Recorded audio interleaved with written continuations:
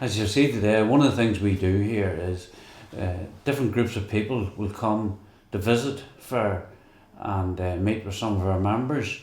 Unfortunately, the biggest problem we have is room. Like we had a busload of people with us today, and they can't believe some of the things that they're hearing. And they basically thought that things had changed.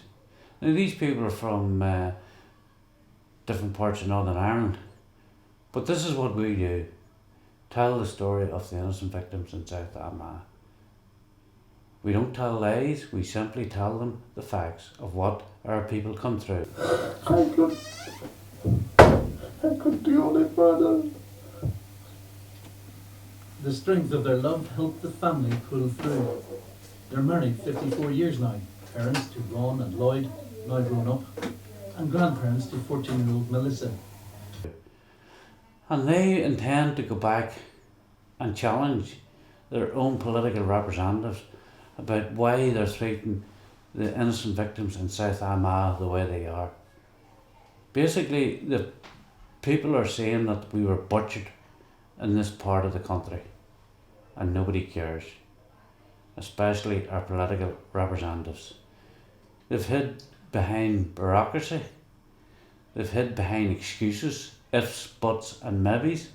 At the same time, murderers are making the decision on how we are being treated. It's another total disgrace, a disgrace on how we are being dealt with.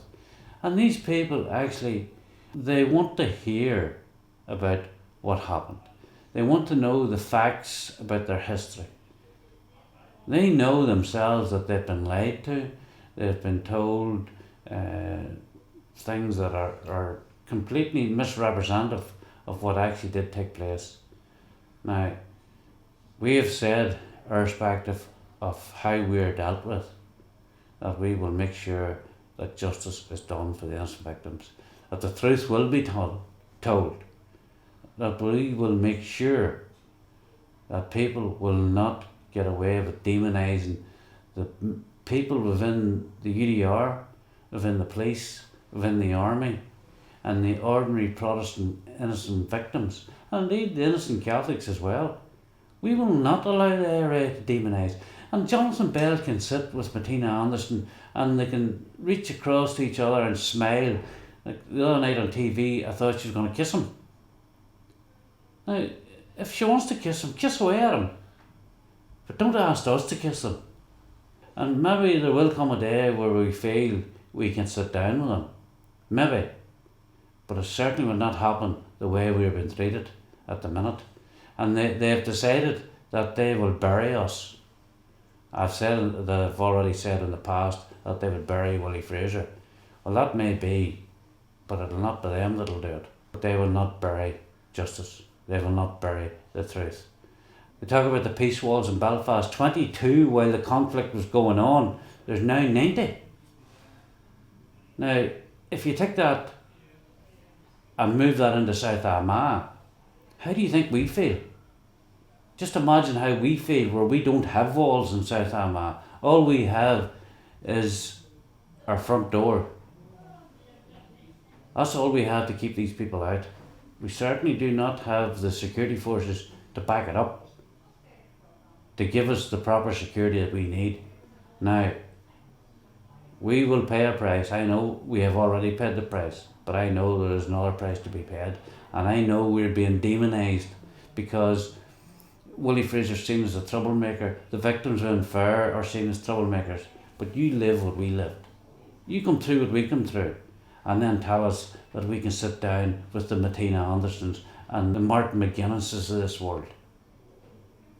We don't have to sit down to get on in this country.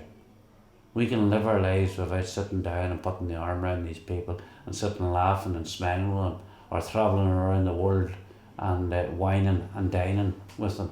We don't need to do that. If other people feel they want to do that, well, so be it. But don't criticise and condemn us. Now, yes, we have to move on from that, and we want to move on from that. But we cannot move on from that while we have the IRA continually telling us that we were guilty and we were responsible for the murder of our own people. By doing that, in some way, we're guilty of what happened. The people who carried out these acts are the people who are guilty. And the victims, just, I'm asking you to sit down and consider this. The representative of the innocent victims is a boy, Mr. Bell, who refuses even to speak to myself. Now, like me or dislike me, I've gone through a lot, and I speak for a lot of people in South Armagh who have gone through a lot of things. His colleague is Martina Anderson. How can we be expected to sit with these people and give them justification for what they did? Because that's what's wrong. That's why they hate families acting for innocent relatives, because their conscience is pricking them. Every time Willie Fraser or Fair or the innocent victims ask a question, their conscience is pricking them. We demand the right to have justice. We can't sell it. We can't. We've paid too heavy a price. We do want to move on, and we're prepared to move on, but it has to be a genuine process.